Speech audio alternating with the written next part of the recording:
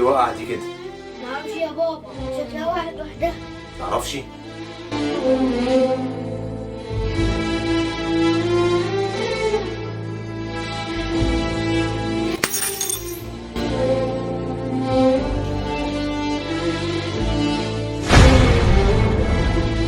يوسف، نعم يا بابا. مين اللي كسر الكوبايه دي؟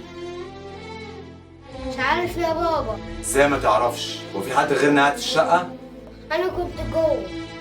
طب تعالى، عايزك. انت بتكذب عليا يا يوسف؟ انا شفتك على فكره من ورا الباب. شفتني ازاي يا بابا؟ هحكي لك قصه. زمان وانا صغير كنت دايما بلعب في الشارع.